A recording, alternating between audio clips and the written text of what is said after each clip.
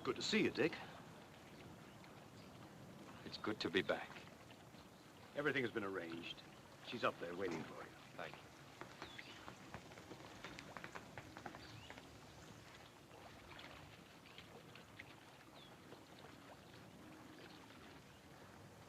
Poor dear man.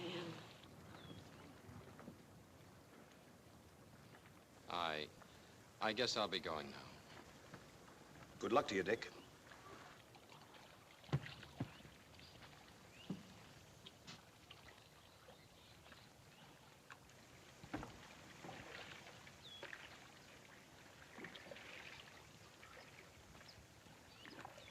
Been through hell, hasn't he? To a man like that, 2 years in prison is worse than hell. Isn't that Dick Harland? The chap who used to live in back of the moon? Yes, I believe it is.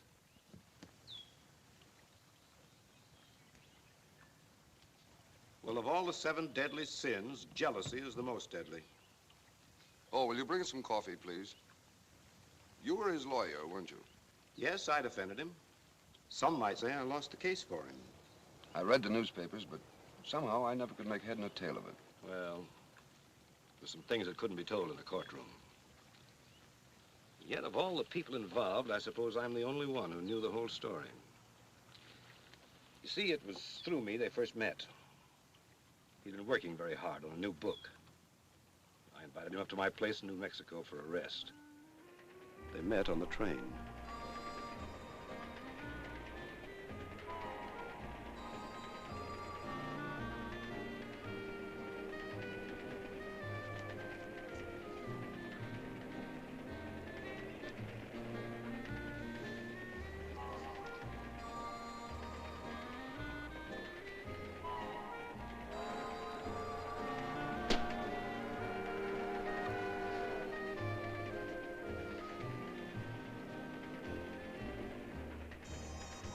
Thank you.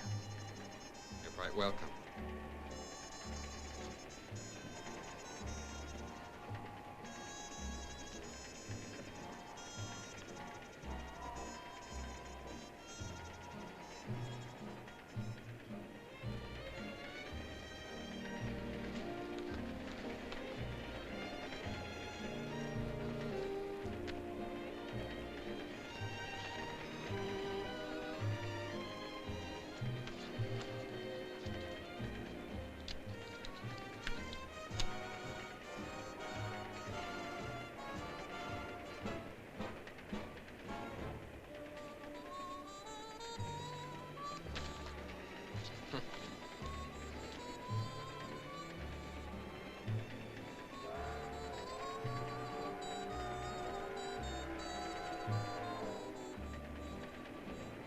Oh, I'm sorry.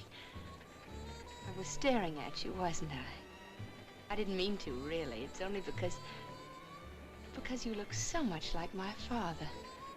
When he was younger, of course, your age. A most remarkable resemblance. For a moment, I thought... Do forgive me. Well, to tell you the truth, I was doing quite a bit of staring myself. And I assure you, it's not because you look like my mother. As a matter of fact, I can't say you look like anyone I've ever met before. Then why did you stare? Do you really want to know? If it's not too unflattering. Now, you know perfectly well that nothing I could say about you, the way you look, I mean, could be anything but flattering. Of course, if you don't like flattery. Oh, but I do. On second thought, it won't be flattery. It'll be the truth and nothing but the truth. Any resemblance to flattery will be sheer coincidence. Shall I proceed? Proceed. While I was watching you, exotic words drifted across the mirror of my mind as summer clouds drift across the sky. Couldn't you be a bit more specific? I'll try. Watching you, I thought of tales in the Arabian Nights, of myrrh and frankincense And patchouli? patchouli, that's it. Wait a minute.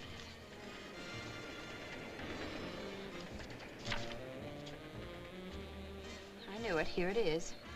I quote, "As he watched her, exotic words drifted across the mirror of his mind.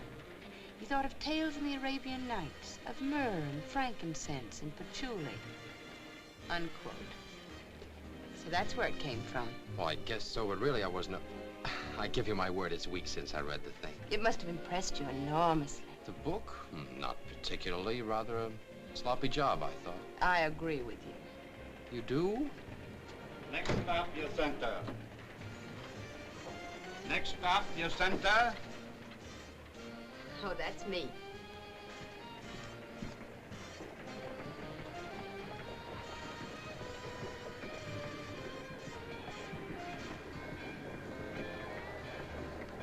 Jacinta, it's me. Oh, there you are. Hello there. Oh, it's nice to see you. Hello, Mrs. Berent. Hello. Hello, baby. How are you? Hello. How are you? How's Louise? Oh, fine. When you see the kid, fine. Wonderful. Oh, I think Charlie, that's get those good. bags, will you, please? Oh, we're looking forward to seeing the Well, can you ranch. stay long? Oh, well. Here we are. Hello there. Hello, Glenn. How are you? Nice to see you. Glad to see you, dear. Oh, you look fine. How's your brother? Oh, Danny's still flat on his back. He wanted very much to come, but the doctor thought the trip might be too much for him. Oh, sorry. Ladies, may I present Mr. Harland? Mrs. Berent? How do you do? How do you do, Mr. Barron? Ruth Berent? How do you do? Hello. Ellen Berent. How do you do? How do you do? You met on the train, rather briefly. Too briefly. Well, I've got the car right here, folks. You all ready? Come on. Did you say Harlan? Richard Harland. Oh, Mr. Harland, I'm terribly sorry. I doubt if I'll ever forgive you. Ruth, wait till you get a look at the new coach. Oh, I think you're done. Ellen, we got plenty of wild turkey this year. Wonderful. Big as ostriches, twice as ornery. Hope you people are all good and hungry.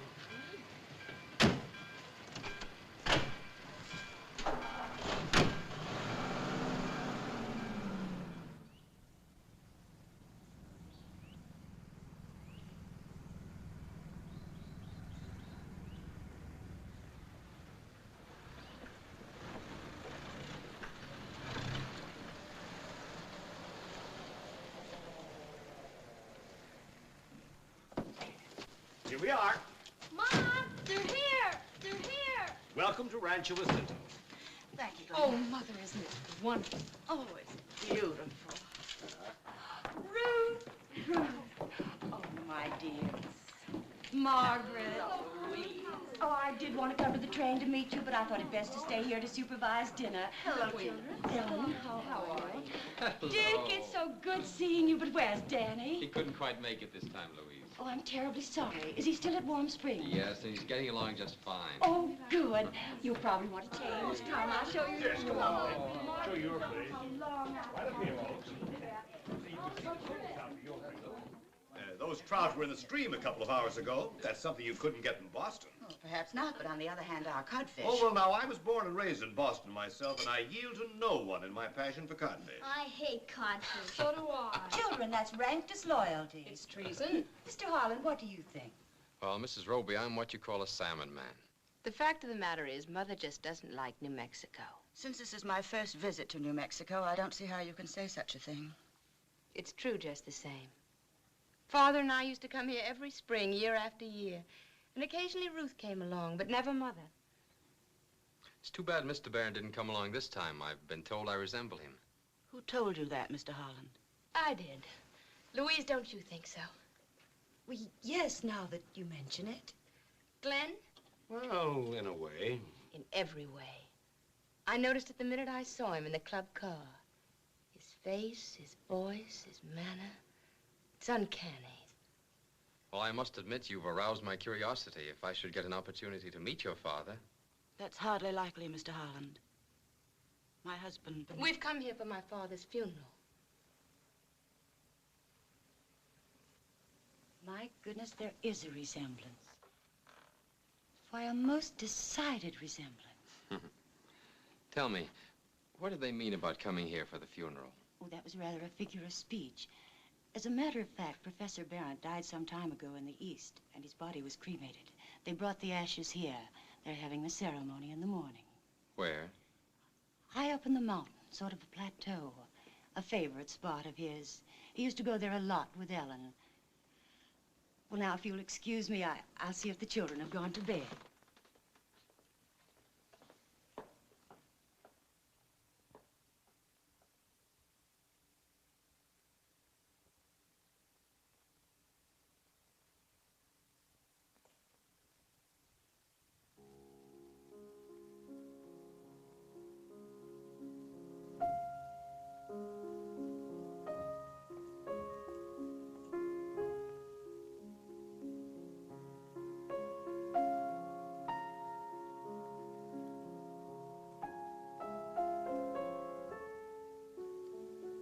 Hello. Hello. Ellen's gone for a walk. Well, how did you know that I... Oh, I'm quite psychic. Oh. And is your sister psychic, too? Oh, yes, much more than I am. Only I'm not her sister. You're not. No, I'm a cousin. I've lived with the family ever since I was a child. Mrs. Berent adopted me.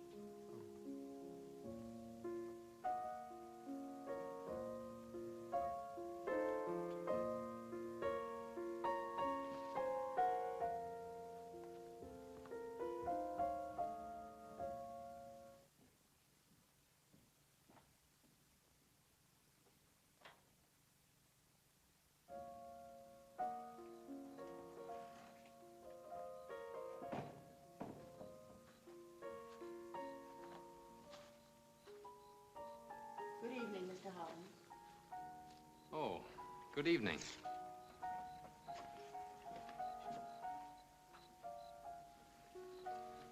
In all fairness, I must confess the nights here seem more beautiful than they do at Beacon Hill. Infinitely.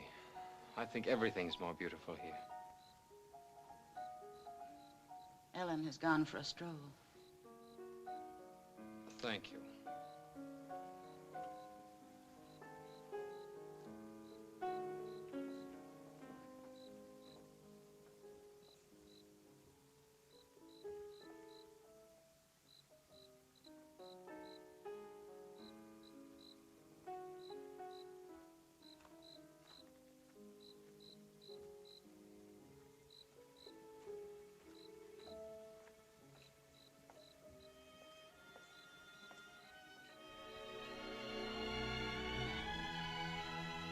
Hello.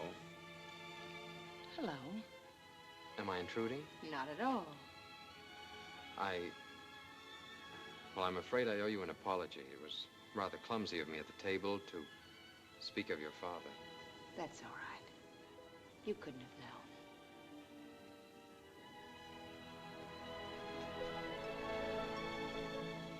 You were very close to your father, weren't you? Yes, we were inseparable. From the time I was able to walk, we were both happiest when we were together.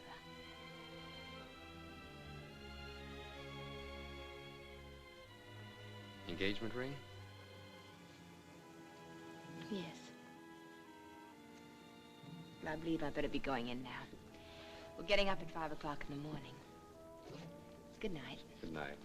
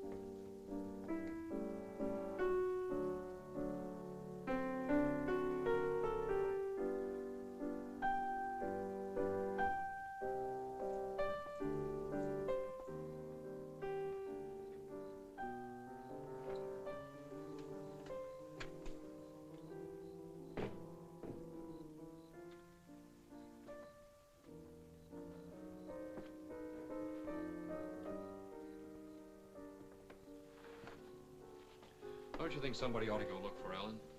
What for? Well, it's a pretty wild country up there. Perhaps she's lost. Oh, Ellen knows her way home. Why, no, but it's been over 12 hours. Suppose something happened to her. Nothing ever happens to Ellen.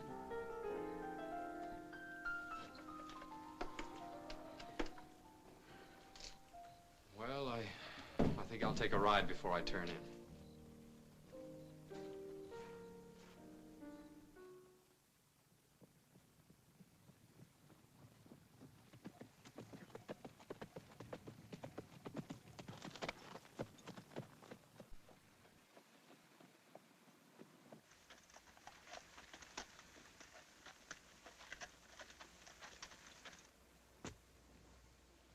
Are you all right? Oh, yes, perfectly. I just wanted to be alone for a while. Thank you for coming to the funeral this morning. You knew I was there? Yes, I saw you as I rode by. I hope you don't think it was just curiosity. No, I understand. I'm glad you were there. So am I. I'll never forget it. Father used to say it was like riding across the front lawn of heaven. We made a pact to bring our ashes here when we died. If you die first, I told him, I'll bring yours here. If I die first, you'll bring mine. Yet I know now. People you love don't really die.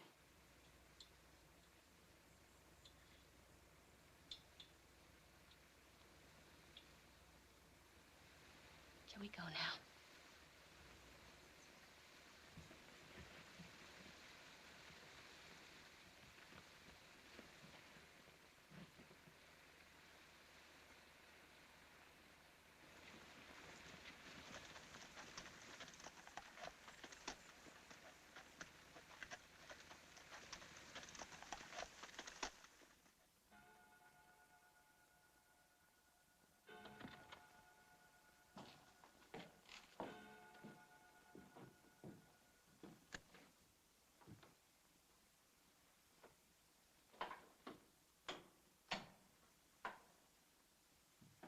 I'm not a bit sleepy, are you?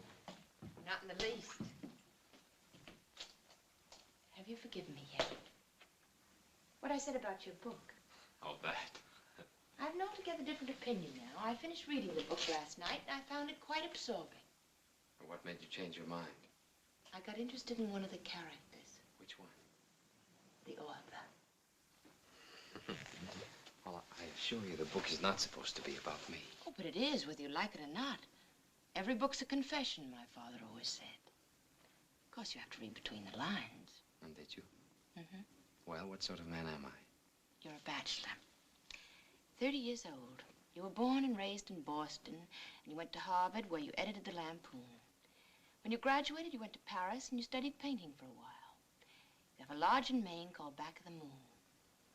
Before you went in for writing novels, you were a newspaper man.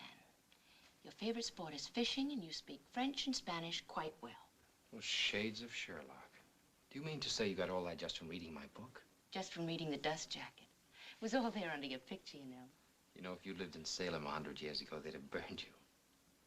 Why did you give up painting? Well, it was like this. In the first place, I discovered I was colorblind. But since I was interested in post-impressionism, that didn't matter much, did it? No. However, when I made the acquaintance of the boys in the left bank, I found that they lived in squalid garrets, and most of them were miserably undernourished. Have you ever known what it was to be really hungry? I'm hungry right now. Good heavens, you must be. You haven't had dinner, have you? No lunch. Why, you poor thing, you must be famished. Mrs. Roby told Emily to leave you a tray. Good. Oh, there it is. I'll get it.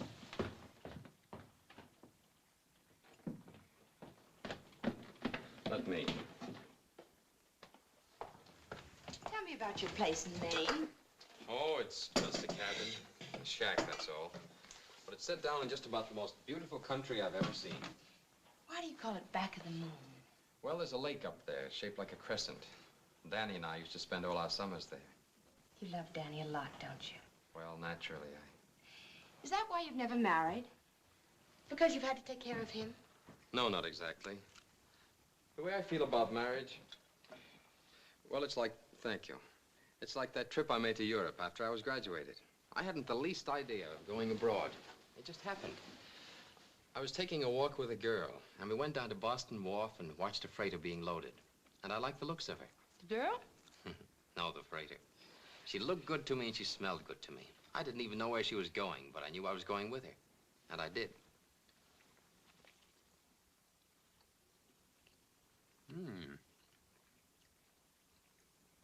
Hey, this is about the tastiest sandwich I've ever eaten.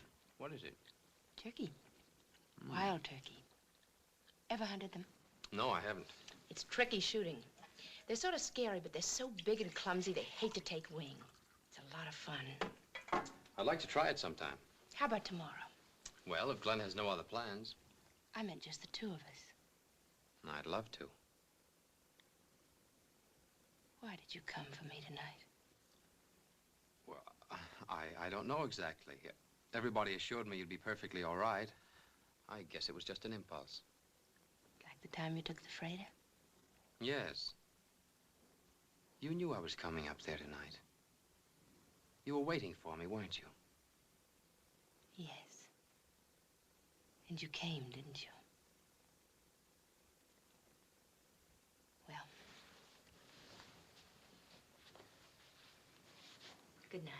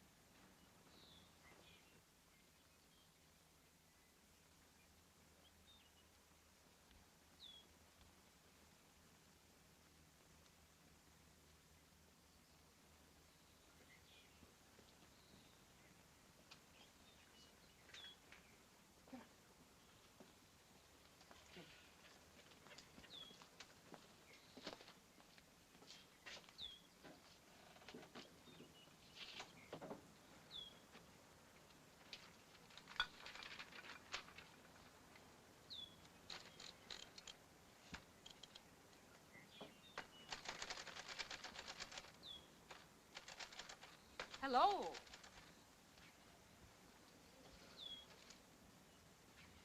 What's going on up there? I'm just pruning and tying up the roses. I hope I wasn't interfering with your work. Oh, not at all. I'm glad you're here. I was thinking about you. Something you said the other night. What did I say? Something rather strange. You said you'd been adopted by Mrs. Berent. What's so strange about that? Well, you didn't say Mr. and Mrs. Berent. Weren't you adopted by both of them? Well, yes, of course. Then why did you say Mrs. Berent? I don't know. I suppose it was because she suggested that she was alone so much of the time, and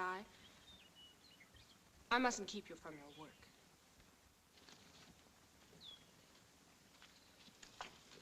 Be careful. Oh, I'm all right.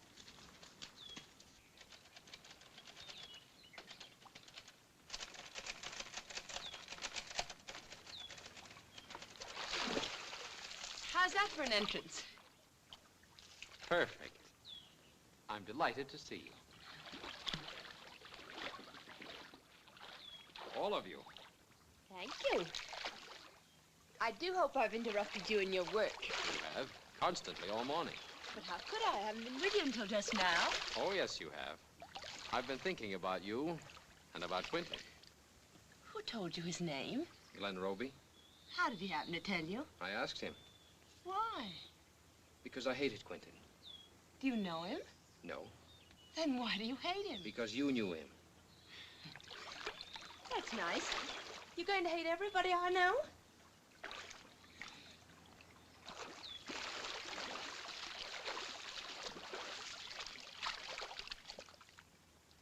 You've lost your ring. No, I took it off an hour ago. Forever.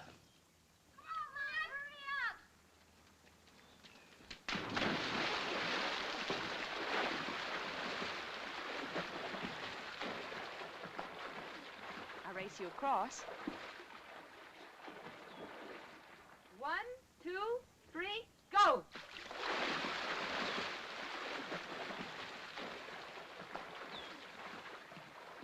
Atta boy, Lynn. Come on, Lynn, keep it up.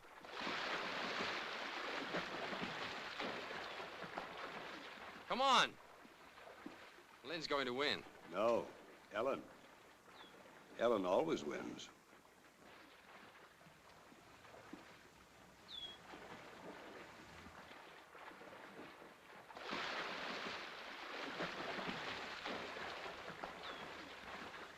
The winner! Don't forget we have a date after lunch.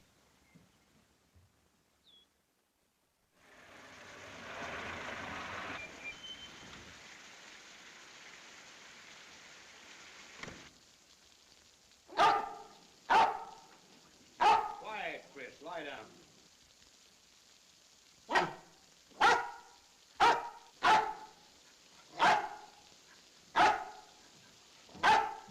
What's the matter with you?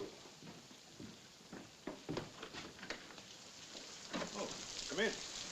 Hello, Roby. Quiet, Chris. Quiet. You take your things. Thank you.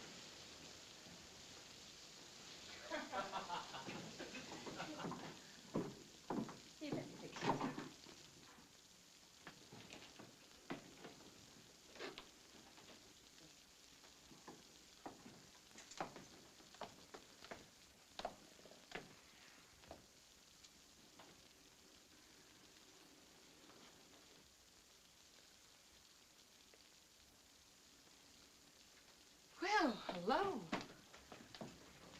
What in the world brought you here? An airplane. I grabbed the first one I could catch after getting your telegram yesterday. Why all the rush? I wanted to be among the first to congratulate you on your forthcoming marriage. Well, we hadn't planned to announce it for a while, but since you've let the cat out of the bag... Darling, this is Russell Quinton. My fiancé, Richard Harland. How do you do? Might I have a moment with you alone? Certainly. We can go in the library. Will you excuse us? Mrs. Berent, Ruth.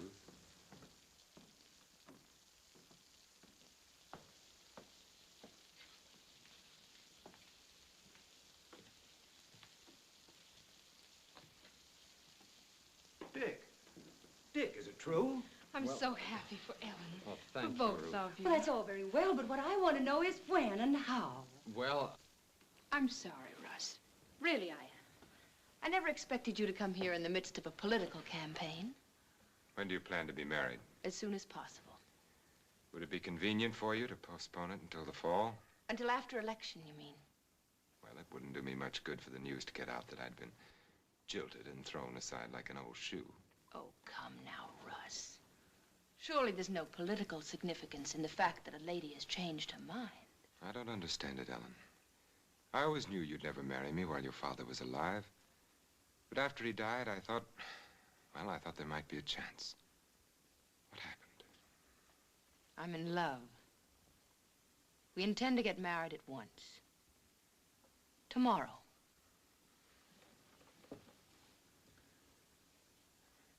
Don't look so downcast. I'll still be able to vote for you. Perhaps you don't think I'm good enough for you, or romantic enough. I know people thought I was marrying into the Berent family for reasons, but that's not true. I want you to know that I had only one reason. I want you to know that I was in love with you. I'm not a man who loves often, Ellen. I love once. Thank you, Russ. That's quite a concession. I loved you. And I'm still in love with you. That's a tribute. And I always will be. Remember that. Russ, is that a threat?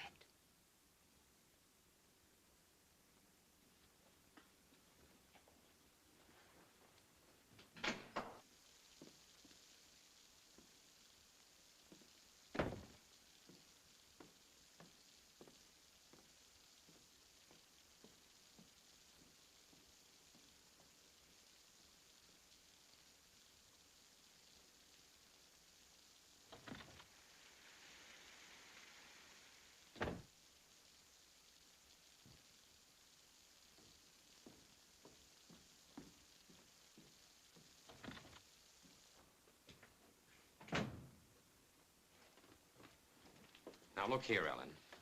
Darling, will you marry me?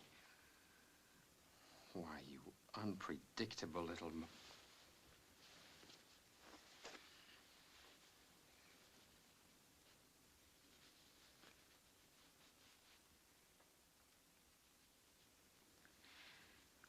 And I'll never let you go. Never, never,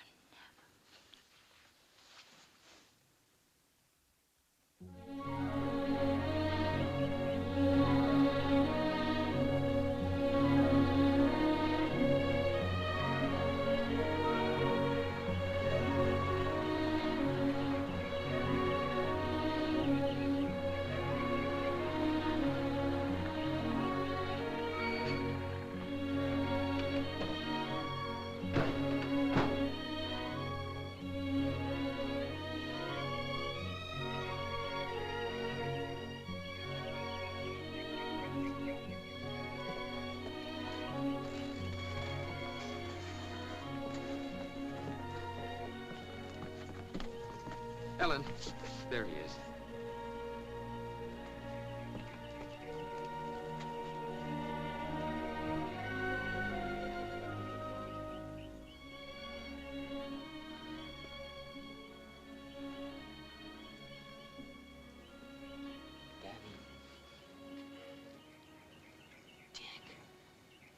Dick.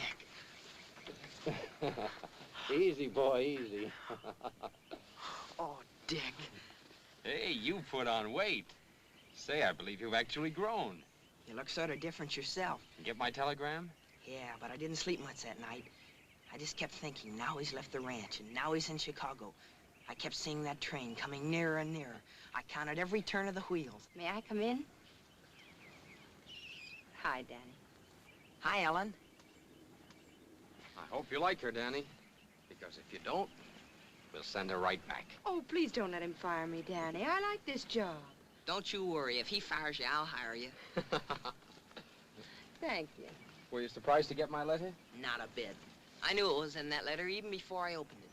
I just kept reading it over and over again. Just to sort of... Get used to the idea? Yeah. I was trying to picture what kind of a place Taos was. How long a honeymoon is. Ellen didn't like Taos. I thought Warm Springs would be a much better place for a honeymoon. Gosh, I hope you can stay a while. We're going to take a cottage right here in Warm Springs. And live here, you mean? That's right. That's Ellen's idea. That's the way she wants it. Gosh. Well, Mrs. Harland, I think I can feel safe in saying the job is permanent. Thank you, sir. I always does my best.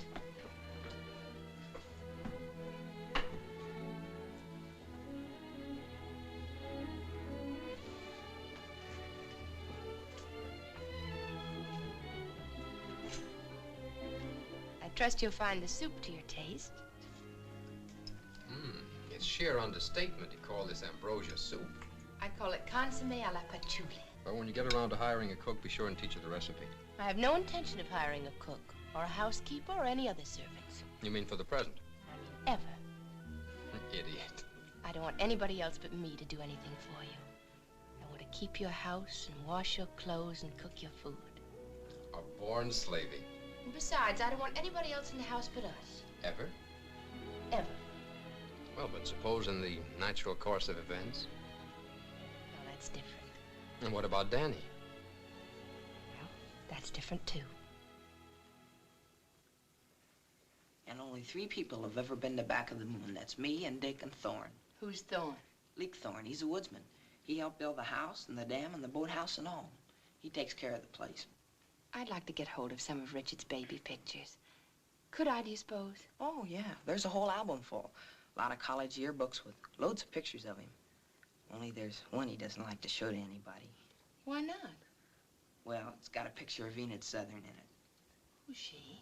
She's the one they voted the best-looking girl. Was she really beautiful? Not as beautiful as you are.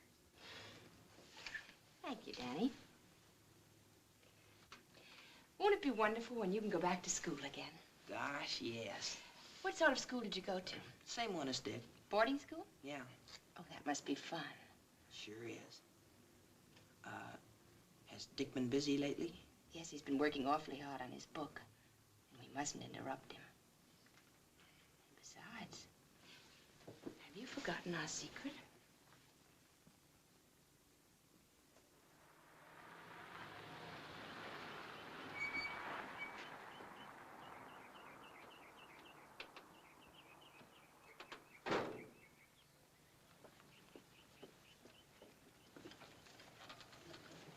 Danny!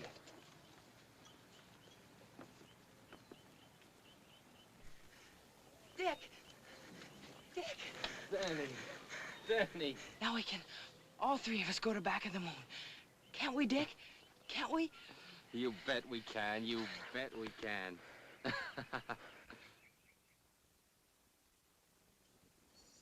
It's way up north, miles from nowhere. I know all about that place. I've heard about it plenty from Danny.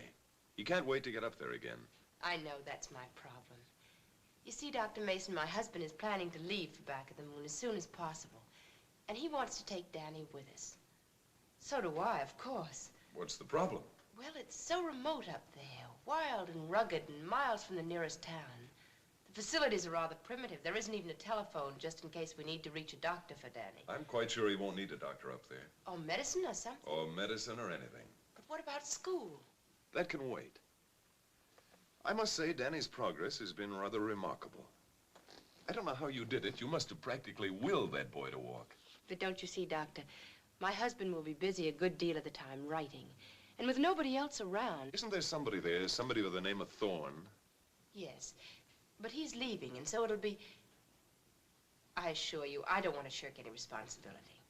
I'm thinking only of Danny, and I... No, that isn't true. I'm thinking a little about myself, too. I know you'll understand, Dr. Mason. I gave up my honeymoon to come here so that my husband could be with his brother. But he's been working, and the burden's been on me. I've spent hours here, every day. I was glad to do it. It was no sacrifice at all. I love Danny as much as he does. And I'm just as happy as he is that Danny's doing so well. But after all, he's a cripple. I'm sorry.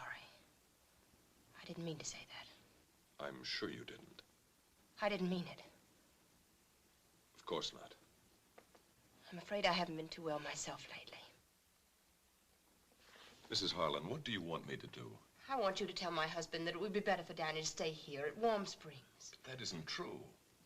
It would be much better for him to go to back of the moon. But surely it could do no harm for him to stay here, or perhaps go back to school. And if you'll only tell my husband... Why don't you tell him? Because coming from you... Richard. Hello, Doctor. Oh, Richard, I've got such wonderful news. Dr. Mason has just consented to let Danny come with us to back of the moon.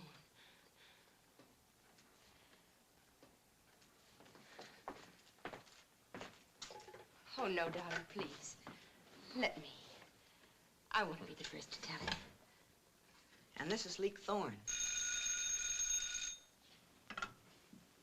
Hello? Yes, it's for you. Hello? Oh, golly, Ellen. We're going to back of the moon. Yes, Ellen? When? Tomorrow? Oh, gosh. Yeah? Gee, thanks, Ellen. Gosh.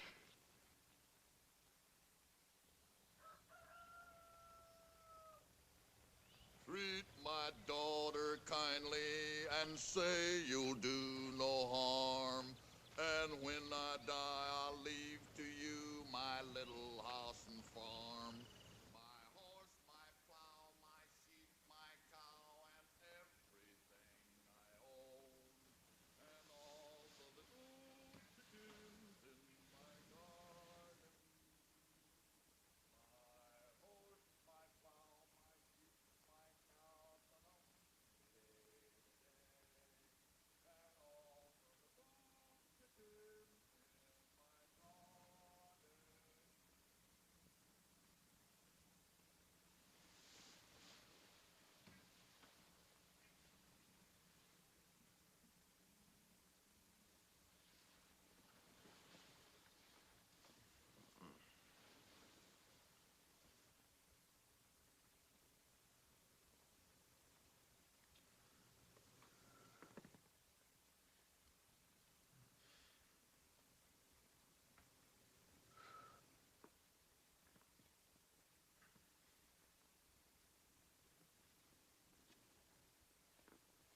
Good morning.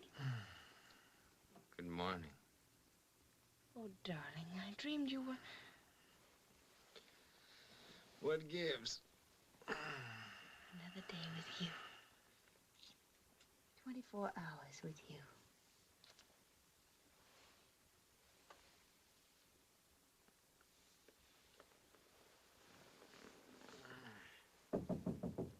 Morning, Dick. Hey, good morning, Danny. Morning, Ellen. Hi, Danny. Hey. How about a dip in the lake before breakfast? Okay. And all the little chickens in my garden. Dee-dim, dee-dee-dum, dee-dee-dee-dee. Morning, Miss Harland. Bowen, who gets up first, you or the sun? Well, mostly it's neck and neck. Thought maybe you'd like to have me fix breakfast for you this morning. Oh, no, that's my job. Shucks, I'm beginning to feel sort of like a fifth wheel around here. You mustn't feel like that. Richard considers you a part of the place. You must have been especially nice to him when he was a boy. Oh, that wasn't hard.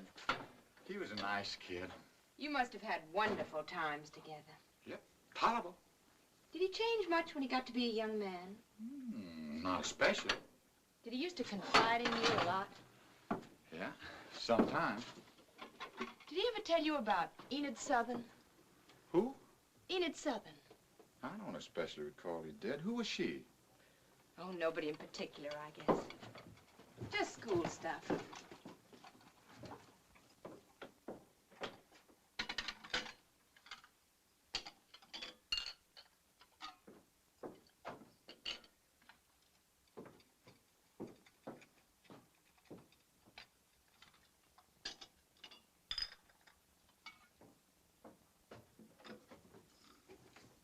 I'll take those. John, do you dream a lot? Never. I had the most awful nightmare last night. We were out in the skiff, my husband and I, and he jumped in for a swim. But I was too lazy, so I just rowed after him. Somehow I was afraid. And when we got to the middle of the lake, I thought it was time for him to get back into the boat. So I decided to call out to him. But I had no voice. Suddenly, Richard went under. Not diving, but the way seals do. Just sort of settling in the water. Then he came up again, and one of his arms flung out to me as if he were trying to call to me. I tried to row to him, but the lake was like glue. The boat wouldn't move. My arms were paralyzed. Then he went down again. And this time he stayed down. Well, I reckon there's only one way left for you to save his life. How? For you to wake up. That's just what I did.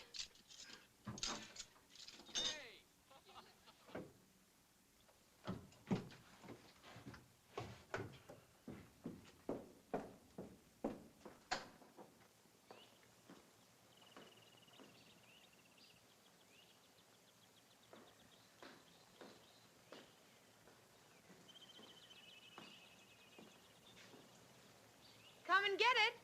Oh, come on in, Ellen. The water's swell. Guess we better go in. Okay, last one in's a sissy.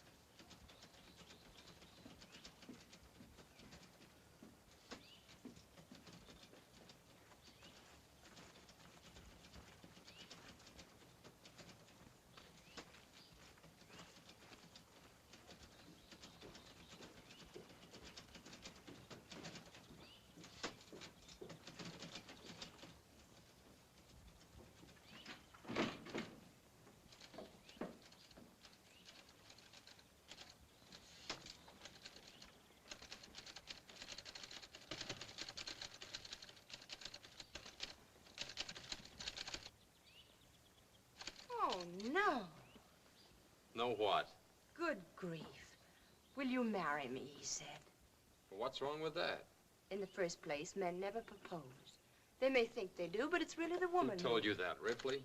And if men do propose, they never say, will you marry me? Get away, Gadfly. Did you ever propose to a woman? Hundreds of them. When you proposed to Enid Southern, Who told you about Enid Southern? did you say, will you marry me?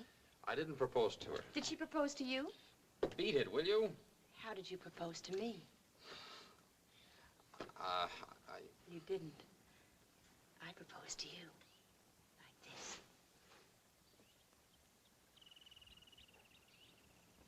Remember? Okay, I'll marry you. Right after I finish my chapter. I hate your chapter. I hate all your chapters. They take up too much of your time.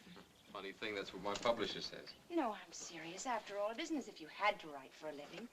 I've got more than enough for both of us. And, darling, it's the dearest wish of my heart to support you. Is that bad? Oh, darling, I didn't know it would be so wonderful here, back of the moon. You like it here, do you? Every minute. If only it weren't so crowded. Crowded? Why, this is the most remote, uninhabited place east of the Mojave. I mean the cabin. Not that I mind chaperones, not in the least. But there's Danny's room on one side of us, and Thorne's room on the other side, and the walls as thin as paper, and the acoustics disgustingly perfect. Well, at least nobody snores. Do you know, ever since we've been married, we've never been alone, not for a single day. And do you know... And do you know that Thorne moved his cot and his things to the boathouse this morning? He did? Mm-hmm. Oh, Richard, I hope you didn't tell him Oh, not at all. It was his own idea. As far as Danny's concerned... Where is Danny? He went with Thorne. Where's Thorne? He went to town. You don't mean they're going to stay in town? Oh, certainly not. Then why did they go? Do you have to know everything? Tell me. No. Tell me? Cut it out. Tell me. Stop it. It's a secret. You can't have any secrets from me.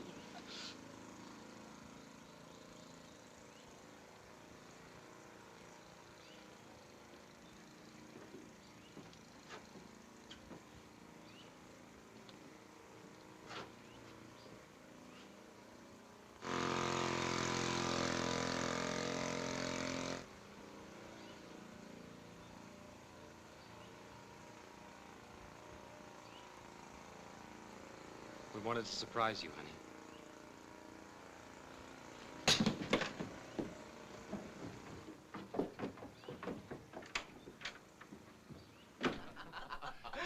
Dum-dum, deedle-dee-dee-die, deedle-dee-dum-dum, deedle-dee-I-die, deedle-dee-dum-dum, deedle-dee-die. Oh, oh, oh, oh, oh, oh. We've got a mule down on our place. We put this mule in the derby race. At the crack of the gun, he took to the rail. He flew with his ears and he stared with his tail. A very funny wedding happened down our street. A man named Oates married a gal named Wheat. And as they marched down the aisle, you see the organ played, "What shall the harvest be?" Oh, a possum and a tomcat had a fight. They fought all day and they fought all night. They fit and they fought till their tails dug the ground. Then they hoisted up their tails and they fit another round. Oh, deedle-deedle-dum-dum, deedle-deedle-die, deedle-deedle-dum-dum, deedle-I-die, deedle-deedle-dum-dum, deedle-deedle-die, die-da-die-die-die. Danny, you sing one. Come on. Oh, I got a gal named Caroline. Some of these days she's gonna be mine. She's the gal that I admire. She's the gal sets my heart on fire. What was that? Oh, that was a loon. There's a couple of them across the lake. They sound horrible. Oh, you'll get used to it. But wait till you see the deer. You'll love them. They come right up to the cabin to be fed. What do you give them? Potato peelings and salt. And then, of course, there's our porcupine. Oh, yeah. He used to come up every morning and nibble on the doorstep. The Robies paid us a visit at Bar Harbor just before we left. Are they well? The children had the mumps. Oh. Of course, you've heard about Russ Quinton being elected district attorney. Really? They say he's got his mind set on the governorship. It wouldn't surprise me if he made it. Do you suppose we could find some wild wisteria and transplant it around the cabin? I know where there's some. Oh, fine. Then tomorrow we... I'm afraid Thorne won't have time for that. He has his work to do. Look what I can do. Thorne showed me.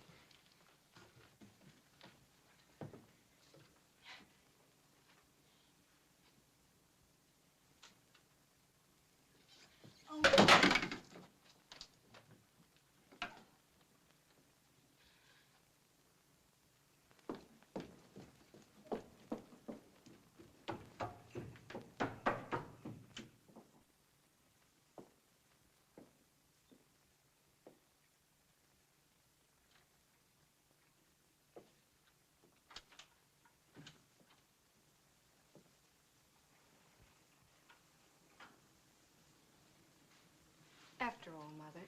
You must remember Ellen didn't expect us. We shouldn't have come, Ruth. We shouldn't have come.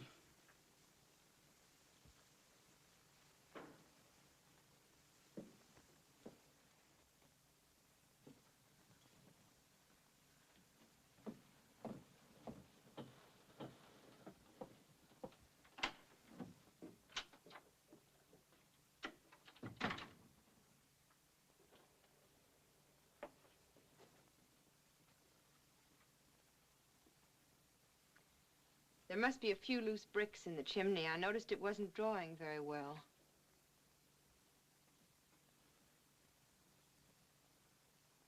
Did you hear me, darling? What happened tonight? Ever since Ruth and your mother arrived, you've been acting like a shrew. At the landing, you were cold. At dinner, aloof and sullen. And after dinner, you were beastly. I wasn't expecting guests. They're your own people. I thought you'd be pleased. Don't let's quarrel, Richard. And Danny adores you. You hurt him. Why? I was upset. You were insulting to your mother, mean to Thorne, treated him like a servant. Well, isn't he? Certainly not. He's a friend, one of my dearest friends. Is Ruth one of your dearest friends, too? What's eating you? Ruth is your own sister. Ruth is not my sister. All night long, you devoted yourself exclusively to her. Well, somebody had to make her welcome. Maybe you're in love with her. You're in a rotten mood, Ellen. Maybe that's why you invited her up here. Shh. Do you want her to hear you? I keep forgetting you can't draw a deep breath in this room without being heard all over the house. Let's change the name of the place from Back of the Moon to Goldfish Manor. What's happened to you? You're deliberately whipping yourself into a fit of hysterics. Oh, no, I mustn't do that. It might disturb Mother and Ruth or wake up Danny.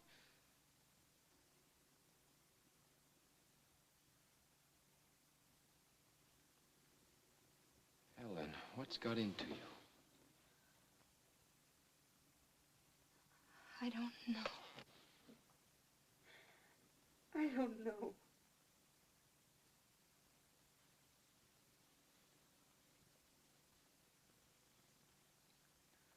Oh, darling. Forgive me. I'm sorry. I can't help it. It's only because I love you so. I love you so I can't bear to share you with anybody.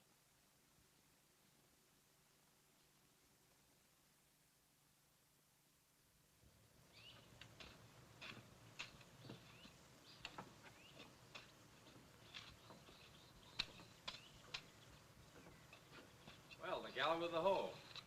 Oh.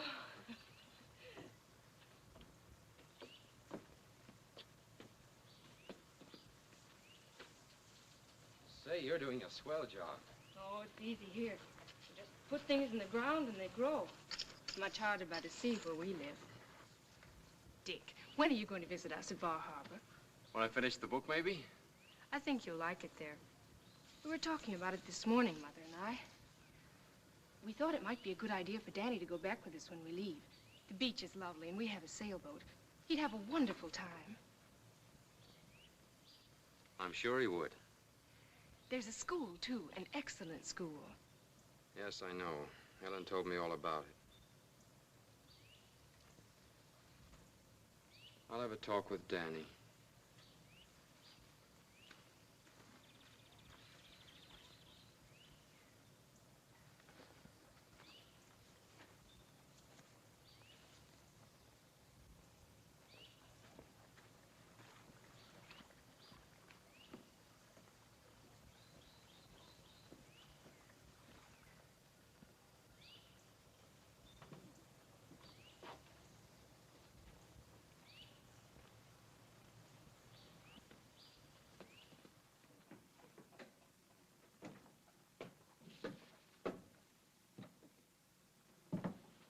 Dick, as far as I've read, it's splendid.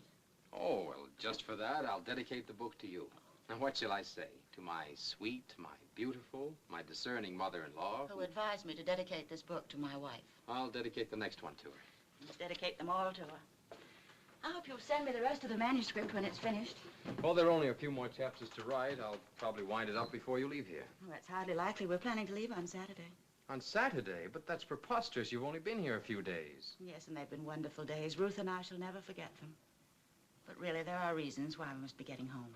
Does Ellen know you're leaving? I told her this morning. Now, don't look so downcast, Dick. You know, in a way, mothers-in-law are like children. They should be seen and not heard. Not seen too much. What's wrong with Ellen? There's nothing wrong with Ellen. It's just that she loves too much. Perhaps that isn't good. It makes outsiders of everyone else, but she can't help it. You must be patient with her. She loved her father too much.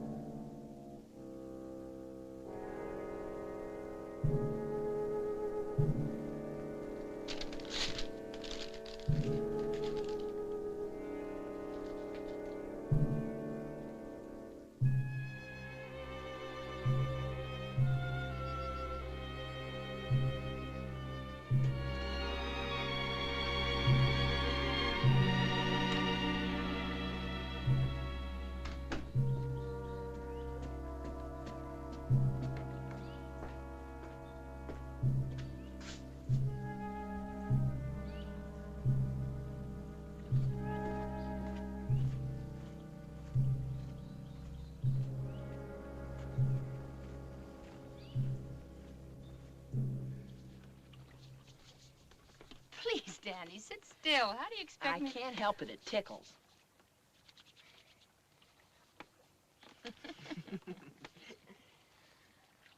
You'll just love our house by the sea. There are a lot of rocks on one side of the beach, and when it's low tide, you can go there and watch the anemones and the ink squids. And there are the most wonderful shells and pebbles, all sizes and colors. Sounds swell. Hold still. How'd you like to go to Bar Harbor for a while? I had a letter from Ruth, and she'd love to have you. I'd love to go. With Dick, you mean? Well, no, he doesn't want to leave here until the new book's finished. And then we can join you. No, I'd rather wait then. Till we can all go together, the three of us. We wouldn't be separated for long. Just a few weeks. No, I'd rather wait.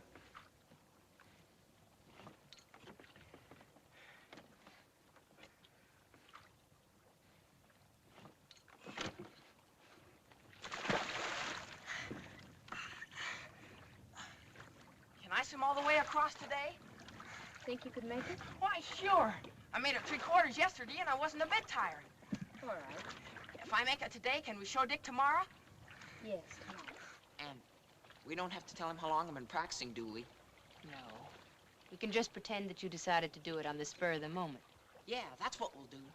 You know, I can just see him watching now. After a while, he'll say, "That's enough, Danny. Better get back on the boat now." And I'll just pretend like I didn't hear him and keep right on going. Are you ready? Ready.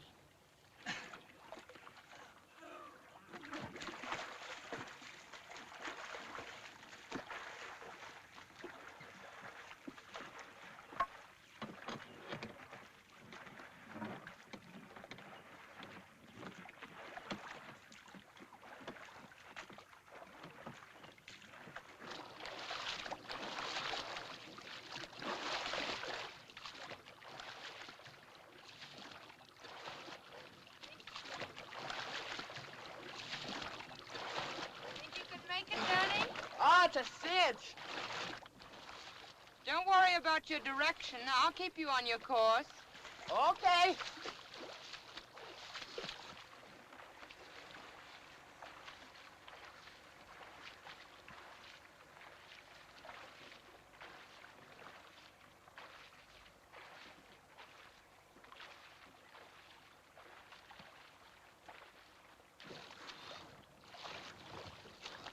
Are we halfway to the point yet? Not yet.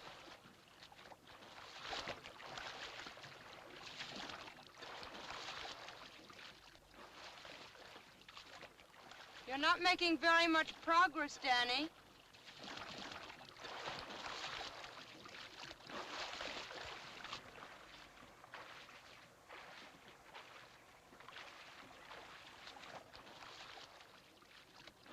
Our Are you all right? I'm a little winded. I had a kink in my side, but it's gone now. Better float for a while. Yeah.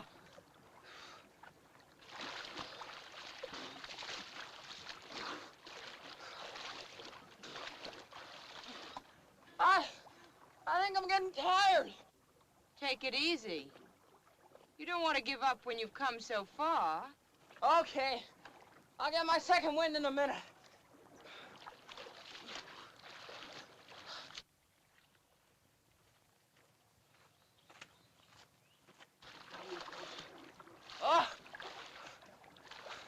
Oh, water's cold, colder than I thought. I ate too much lunch. I got a stomachache. Ellen, it's a cramp. Ellen, it's a cramp.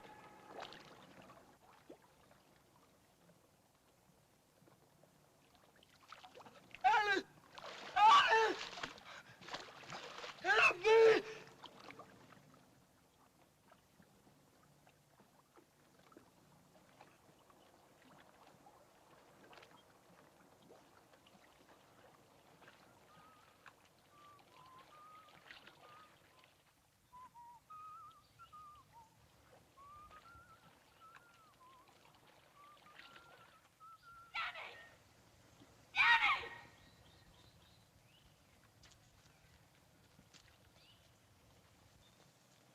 Danny!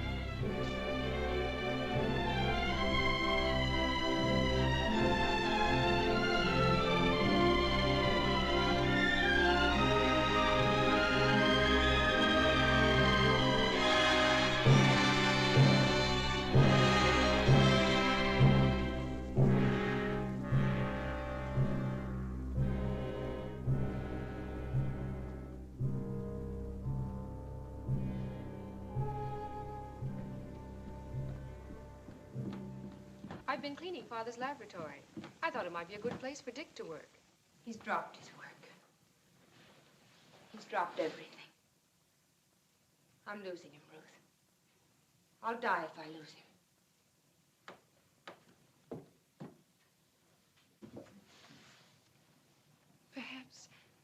Perhaps if you went back to the lodge, just the two of you.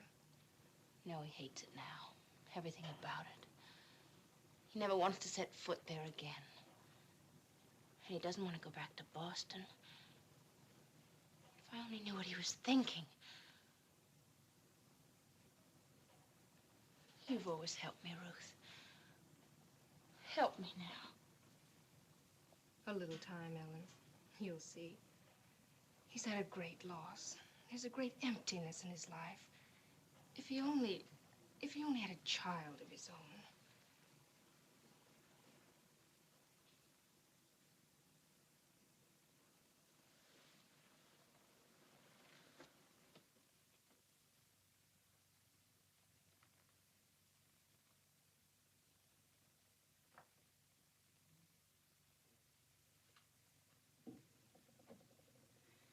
Oh, it's wonderful.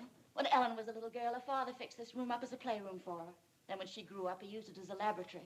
Now it's going to be a playroom again, just as it was before. Not exactly, Mother. Your baby was a girl. I was going to be a boy. You've decided that, have you? Well, definitely. Ellen gave me a word of honor. Stand still, will you? I've got a kink in my neck. Dotted Swiss would be nice for the curtains. What about the rug? You don't put rugs in children's playrooms? You use linoleum. Why? Linoleum washes easier, just in case. Say, you women think of everything, don't you? All right, you can rest. Oh.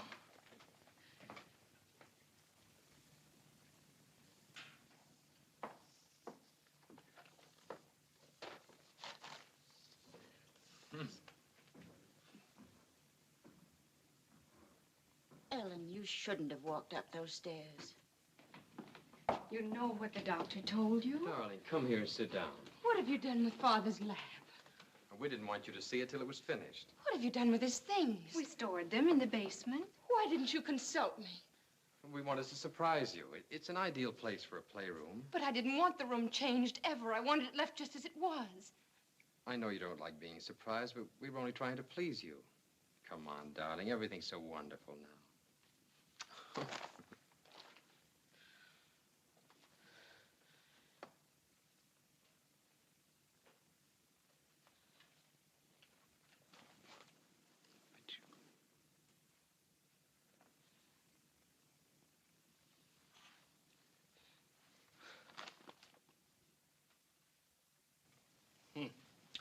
You'll have to behave yourself.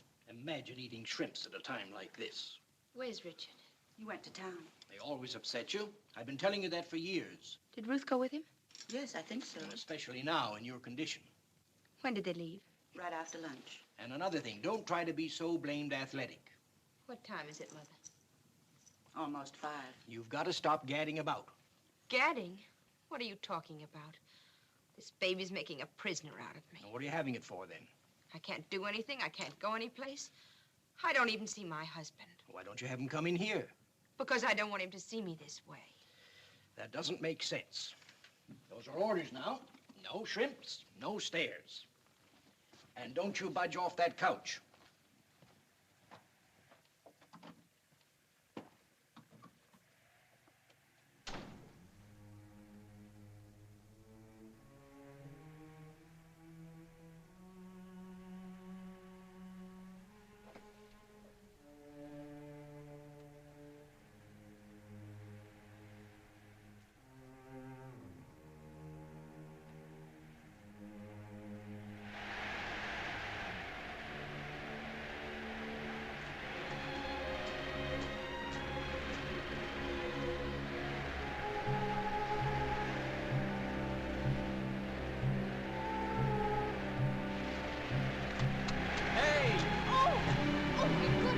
Those, Ruth. Oh, heavens!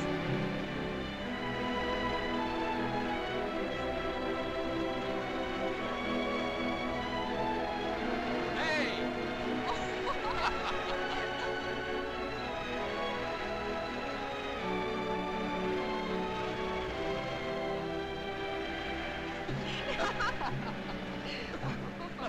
There! What are you doing? You look so funny. You should always wear your hat like that.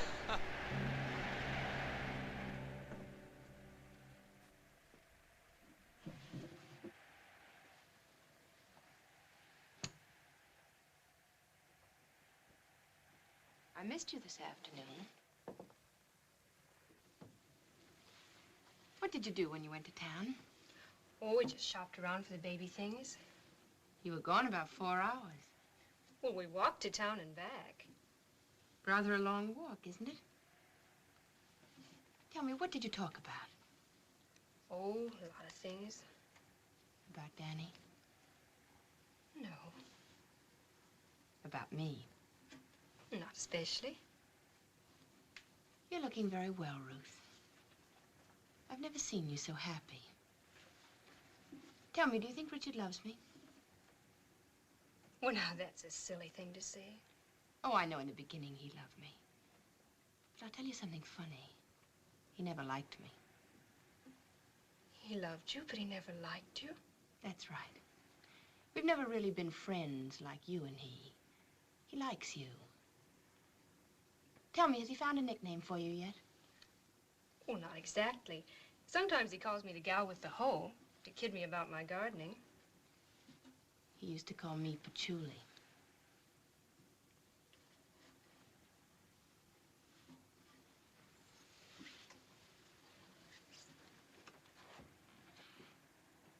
Look at me.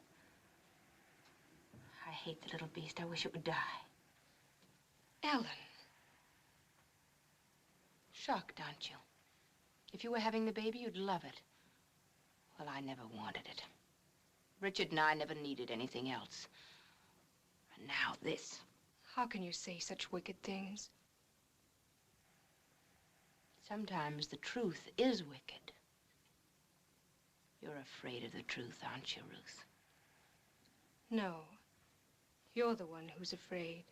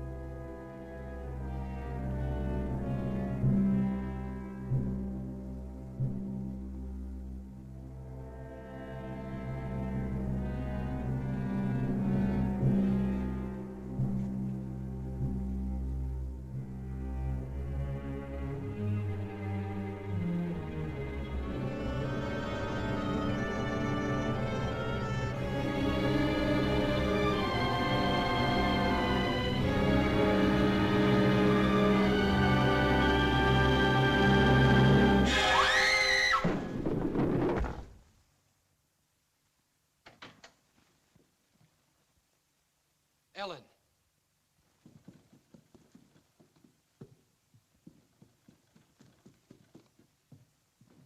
Call the doctor.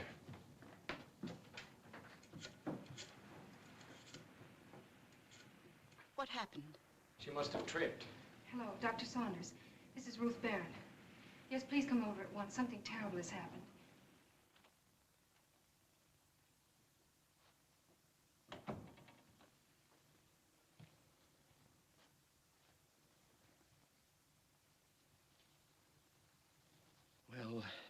couldn't save the child. It was a boy. I hadn't really hoped it. As long as she's out of danger. Oh, yes, you may rest assured of that. When she came to, she remembered nothing about leaving her room. She thought she must have been walking in her sleep. Well, she couldn't have been asleep.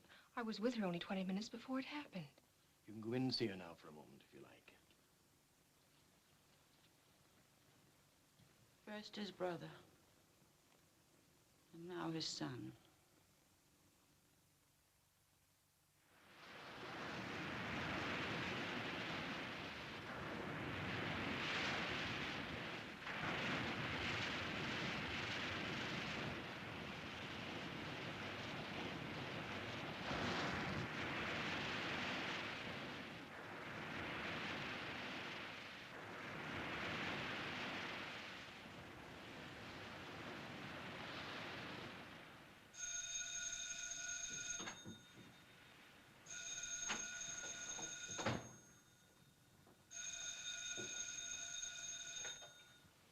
Yes? No, she's not here at the moment. But I'd be glad to take a message.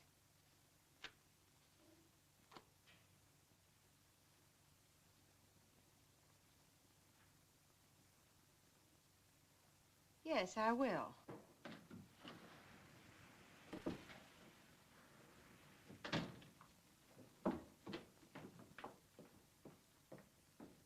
Don't mention it.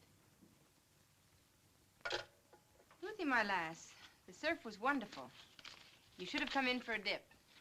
Too cold for me. You're a softie. You always were.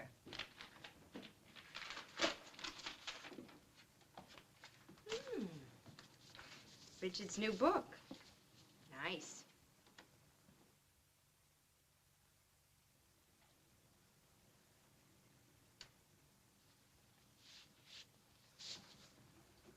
Where is everybody? Dick's gone for a walk. Mother's in her room. I'm worried about Mother these days, the way she keeps to her room. Isn't she well? Perfectly well. Then why do you suppose she insists on acting like a hermit? Why don't you ask her? She won't talk to me. I can't imagine what's come over her. Oh, by the way, that phone call was for you. Somebody from the travel bureau in town said it was all right about the transportation and hotel reservations. Who's going places and where? I am. Mexico. Well, why the wanderlust all of a sudden? I just thought I'd like to get away for a while. From what? Is there anything so strange about my wanting to take a trip? No, I suppose not, but why Mexico? I've always wanted to see Mexico. I've never heard you say anything about it before. What part of Mexico? Tasco. When are you going? Next week. With Mother? No. By yourself? By myself. What are you running away from? Is it me? Ellen, when we were kids, you used to torment me every way you could think of. You can't do that anymore. Is it Richard? If you must know, I'm going away because I can't stand living in this house any longer. The whole place is filled with hate. Your hate. Not hate, love, Ruth. Richard's love for me. All these weeks I was in the hospital, helpless. You had him here in the house to yourself. But it didn't do you any good, did it? He still loves me more than ever. That's what you can't abide. That's why you envy me, isn't it? I don't envy you, Ellen. All my life I've tried to love you, done everything to please you. All of us have. Mother, Father, and now Richard. And what have you done? With your love, you wrecked Mother's life. With your love, you pressed Father to death. With your love, you've made a shadow of Richard. No, Ellen, I don't envy you. I'm sorry for you. You're the most pitiful creature I've ever known.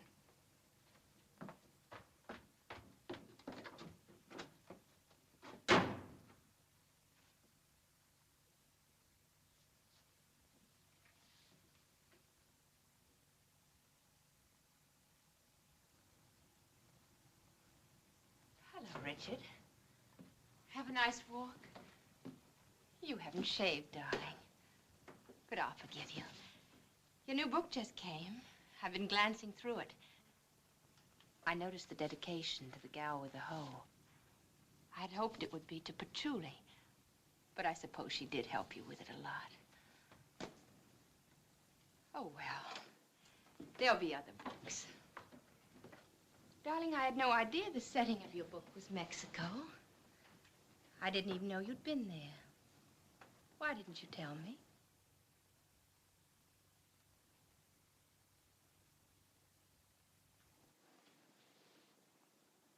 Is anything wrong, Richard? You're so strange. You've been avoiding me. Going off by yourself. Where do you go? What do you think about? Whatever it is, can't you share it with me? We haven't done that for a long time, shared things. Ever since Danny... You've never forgiven me for that, have you? You've always blamed me. You did tell me not to let him swim the lake unless you were with us, but we wanted to surprise you. Danny was so happy planning to surprise you. He'd been doing so well. He swam 3/4 the day before, and he was sure he could make it. The water was so warm. I thought there was no danger. I must have looked away for a moment, and then when I looked back, Danny was sinking. I pulled at the oars and then lost one, and then I grew panicky. It was like a nightmare. Like walking in your sleep? Yes. Yes, I began to paddle, and the boat didn't seem to move. And so you let him drown, didn't you? Didn't you? Richard, you're hurting me. What happened that day at Back of the Moon? You got rid of everybody else. Your mother, Ruth, Thorne. There was only Danny left. What were you thinking of? You never really cared for him. You only pretended to. What happened? Did he refuse to leave? Don't, Richard. Don't. Was that why you killed him? I didn't mean to let him drown. But you did, didn't you? You're a perfect swimmer. And the boat was so far away, and he was going down for the 3rd time. You killed him. You let Danny drown, didn't you? Didn't you? Yes. Yes, I did. I let him drown, and I'd do it again. I didn't want him around. I didn't want anyone but you.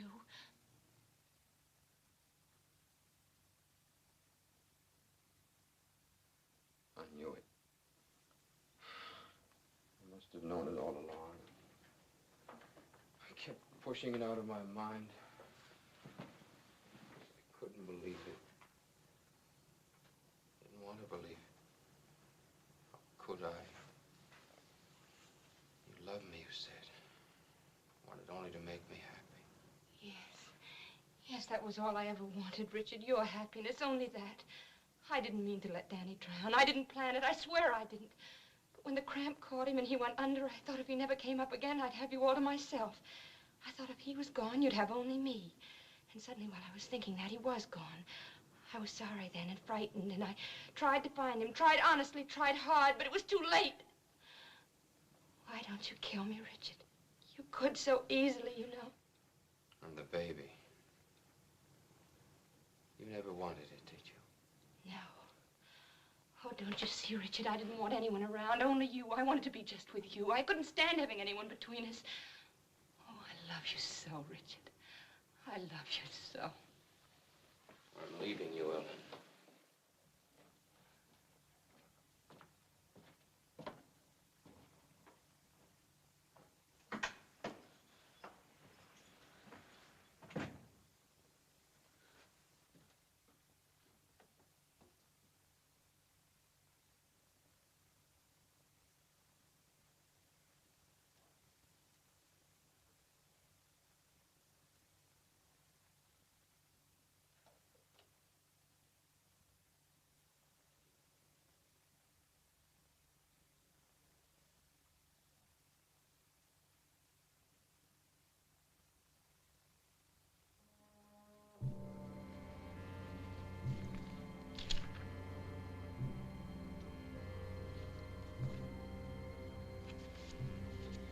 Mr.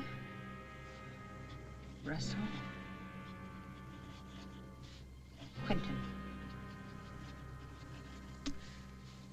District Attorney, Sussex,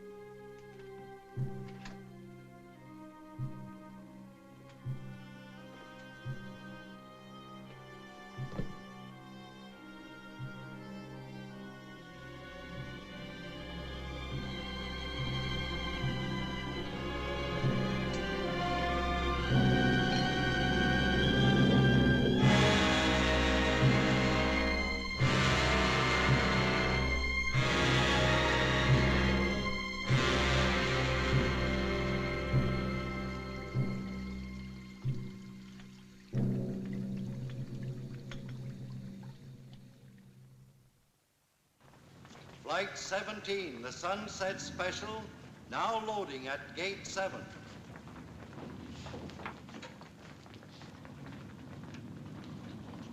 Mr. Richard Harland, wanted at the telephone. Inquire at information. I'm Richard Harland. Use the phone number 1. Thank you.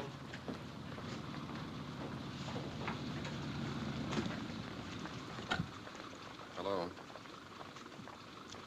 Yes, this is... Oh, hello. What? Well, how did it happen? Oh, yes, of course. I'll take the first train back.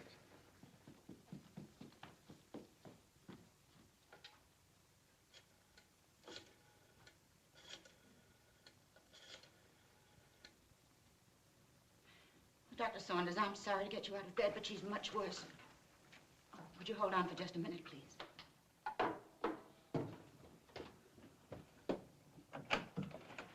Oh, thanks. Where is she? In her room.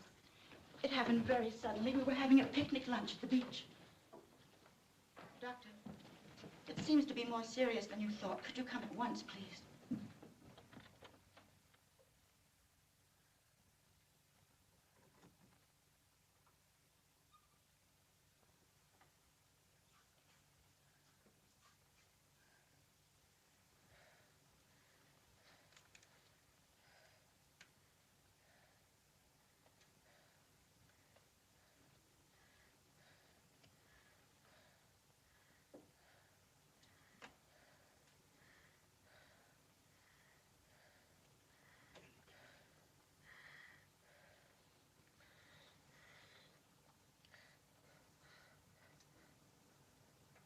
Richard.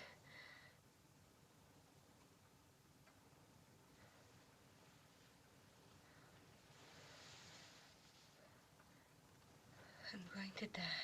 Oh, don't talk like that, Ellen. You're going to be all right. No. You mustn't feel sorry for me. I'm not afraid.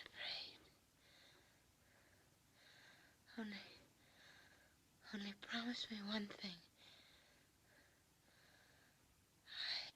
I want to be cremated, like my father. And my ashes scattered in the same place. Remember? I remember. Promise? Of course, Ellen. I'll promise anything you like, only... Richard!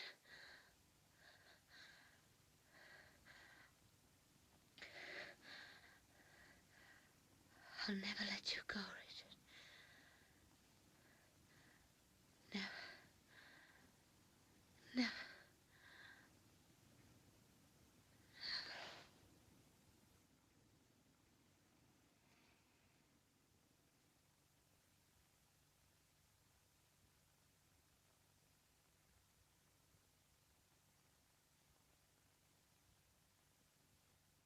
Murder. Cold, brutal, premeditated murder. The state will prove that on the afternoon of September 5th, at a picnic attended by Ellen Harland, her mother, and her adopted sister, that Ellen met death as a result of poisoning. The state will prove that the sugar with which Ellen that day sweetened her coffee was mixed with poison, and that she met death by reason of that poison. The state will prove that the defendant had both motive and opportunity to commit this dreadful crime. And the state will prove that the defendant, Ruth Berent, deliberately and maliciously plotted and carried through the murder. It'll be all right. I refer now to the envelope found in the defendant's leather jacket. When you analyzed the contents of this envelope, what did you find? The apparent sugar tested 60% arsenic. Shortly after you made this test, I came to you with a sealed parcel. Yes, sir. The contents was a bottle half full of white powder. I show you the bottle. That's it. You analyzed the contents? I did. What was it? Pure arsenic. Your witness, Mr. Roby. No questions. Mr. Medcraft, you were the manager of the Bay State Mortuary. I am. Were the remains of the late Mrs. Ellen Harland cremated at your establishment? Yes, sir. Who made the arrangements? Miss Ruth Berent. Your witness. No questions, Mr. Quinton. Mr. Carlson, what is your occupation? Vice President of the Seaboard Trust Company. Your bank is trustee for the estate of the late Ellen Berent Harland. Yes, sir. When was the last time that you saw Mrs. Harland? Just after she got out of the hospital. Did she make any provision in her will about being cremated after her death? No, she did not. Would you tell the jury what provision she did make? She requested that she be buried in the family vault at Mount Auburn Cemetery.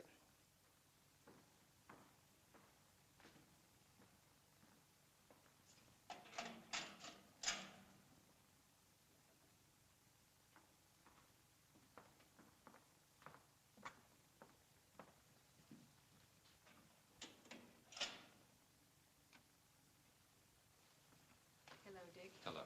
Good evening. Good evening, dear.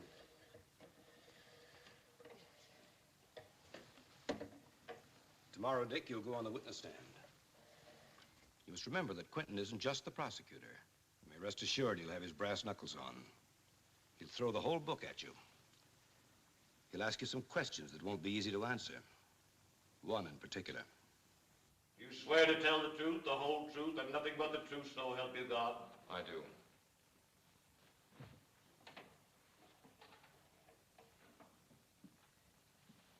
Your name? Richard Harland. Your profession? Writer.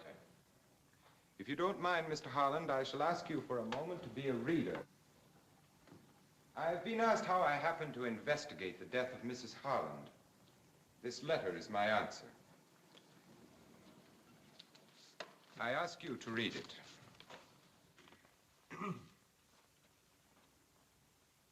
Aloud? Please.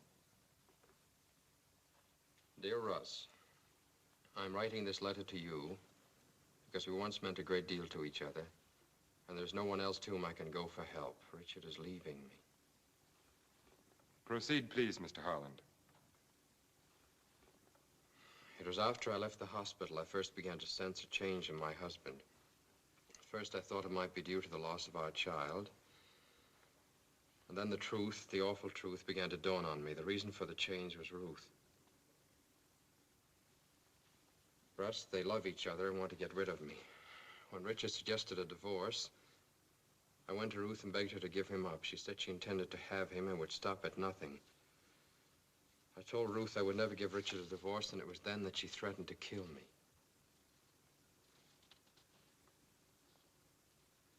Go on, Mr. Harland.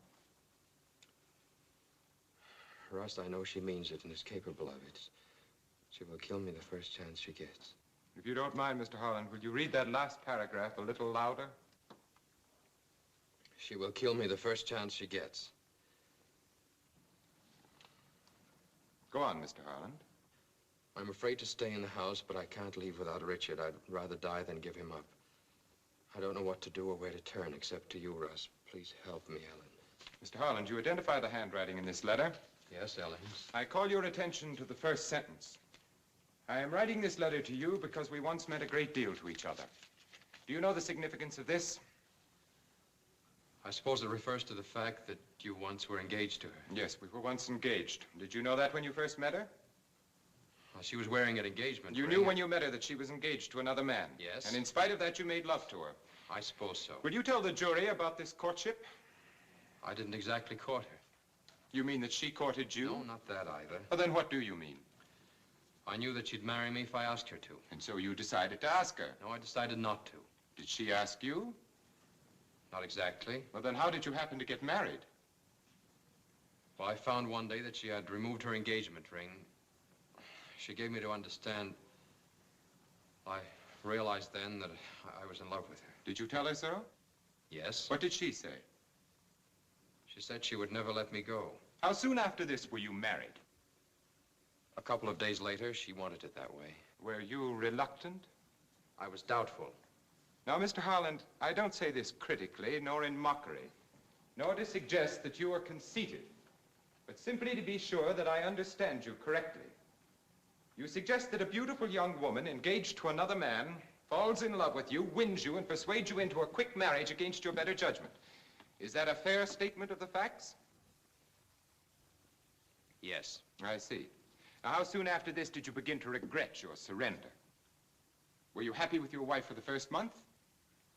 Completely. The second, the third, the fourth? Yes. Was Ruth at the ranch in New Mexico during the time Ellen met and courted you? Yes. Did you see much of Ruth at this time? No. Where did you go after you left New Mexico? To Warm Springs, Georgia, to visit my brother Danny. During your residence in Warm Springs, did you have any servants? No. Who did the housework? Ellen. And the cooking? Ellen. You couldn't afford any servants. It wasn't a question of afford. She preferred it that way.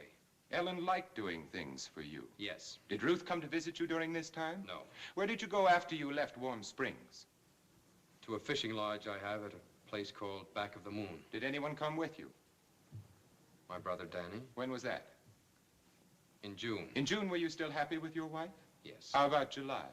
Yes. You loved her in July. How about August? Did anyone come to visit you in August? Mrs. Berent. Anybody else? Ruth. You loved Ellen in August. Well, how about August? My brother was drowned in August. Yes, I know how that must have saddened you. But did it affect your love for Ellen? Danny meant a lot to me. So did Ellen? Yes. Danny was drowned in August. Come to September. Did your love for Ellen continue in September? In a different way. In what different way? We were to have a baby. You mean that your love for Ellen increased because she was going to have a baby? No, not exactly. Did it grow less? I don't know. Well, then what do you mean by in a different way? I don't know. During this time, you were living in Bar Harbor at the Berent home? Yes. And Ruth was there all the time? Yes. Your wife was confined to her room? A good part of the time. Did you see a great deal of Ruth during this time? Yes. Practically every day? Yes. When did you stop loving Ellen? I don't know. Isn't it true that shortly before your wife died, you quarreled with her? Yes. What about? I can't say. Wasn't it because Ellen was jealous of Ruth? She had no reason to be. Wasn't she? Ellen was jealous of everybody. But was she jealous of Ruth? I refuse to answer that. Then perhaps you'll answer this. Are you in love with Ruth? We're very good friends. Are you in love with her? I'm very fond I of her. want you to answer yes or no. I'm asking you a very simple question. Perhaps you didn't understand me. I shall repeat it for you. Are you in love with Ruth? Are you in love with Ruth? Are you in love with Ruth? I hand you a copy of Richard Harland's new book. Kindly turn to the dedication page. Would you please read the dedication? To the gal with the hoe. To whom does that refer? To me. Isn't it rather strange that Mr. Harland didn't dedicate his new book to his wife? I don't think Ellen was very much interested in the book. But you were. Yes, very much. You worked with him on it. On the final draft, yes. That was written while Ellen was in the hospital, wasn't it? Yes. You were together a great deal during the time Ellen was in the hospital. Well, we were... Working on the book. Yes. Will you tell the jury where most of the action in this book takes place? Tosco, Mexico. Had you ever been to Mexico before? No. During all the time that you lived with the Berent family, had you ever gone away on a trip before, alone? No. Why did you decide to go to Tosco? I wanted to get away. Did you expect to meet anybody there that you knew? No. Did you expect to be joined there by anybody that you No. knew? Did Mr. Harland suggest that you go to Tosco? No, no. Let's get back to the dedication. Why did Mr. Harland refer to you as the gal with the hoe? Well, I'm rather fond of gardening. You did all of the gardening. Yes. Did you ever use any chemical sprays or insecticides? Yes. Any containing arsenic, for example? I don't know. I show you a bottle here in evidence. Do you recognize it? Yes, it was mine. It held bath salts. Are you aware of what it contains now? Yes. By what chemical process do you suppose that bath salts turned into poison? I don't know. I show you a leather jacket here in evidence. Do you recognize it? Yes, it's I show mine. you an envelope here in evidence. Do you recognize it? Yes, it's the envelope containing the sugar. Which the state chemist testified was 60% arsenic. Yes. And which the sheriff testified was found in the pocket of this leather jacket. Yes. Did you wear this jacket on the day of the picnic? For a while, yes. Then I gave it to Ellen to wear. Why did you do that? She complained of feeling chilly. And so you loaned her the jacket. Yes. Will you tell the jury who prepared the food in the picnic hamper? Ellen and I. Who prepared the sugar? I don't know. It must have been Ellen. Why do you think it was Ellen? She was the only one who took sugar with her coffee. Who served the coffee on the day of the picnic? I did. And you gave her the sugar? Yes. And that night she was dead? Yes. And the very next day her body was cremated? Yes. And the following day Harland left with the ashes for the ranch in New Mexico to dispose of them there? Yes. So that no autopsy could be possible? No, that wasn't the reason. Ellen always wanted to be cremated and to have her ashes scattered with those of her father. Then why did she take the trouble to have a clause inserted in her will requesting that she be buried in Mount Auburn? I can't explain it. There are a great many things you can't explain. You can't explain how the poison got in the bottle of bath salts. You can't explain how it got in the sugar. You can't explain why Ellen's body was cremated so as to make an autopsy impossible. You can't explain why you made plans to leave this country shortly before your sister was poisoned. Well, perhaps you can explain this. When did you first fall in love with Richard Harland? Did you ever tell him that you loved him? No. When did you fall in love with him? You've dodged long enough. You can answer a simple question, and I demand that you do so. Just when did you fall in love with Richard Harland? Did you love him after his brother Danny was drowned? Did you love him after the death of his stillborn child, after his wife died? Did you love him last week, a month before, a year before? Are you in love with him today? Yes. Yes, I am in love with him. I think I've always loved him. The state recalls Richard Harland to the stand. That's all.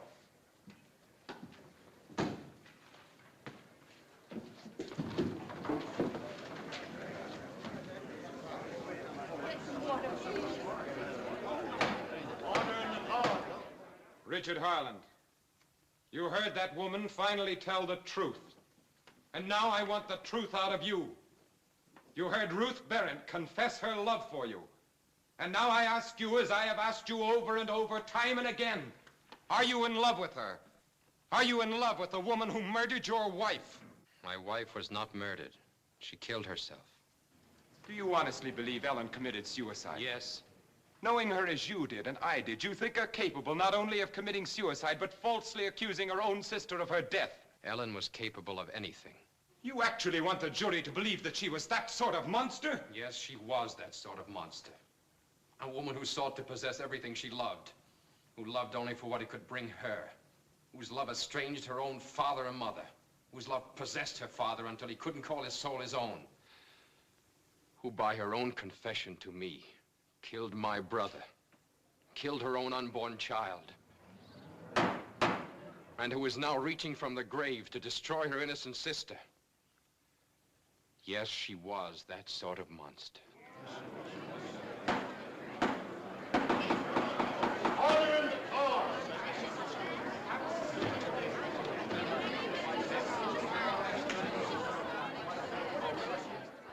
It took the jury only 10 minutes to bring in a verdict of not guilty for Ruth. But Harland had sacrificed himself. In withholding knowledge of Ellen's crime, he'd become an accessory. He got 2 years. But Ellen had lost. I guess it's the only time she didn't come out first. I guess Dick's about home now.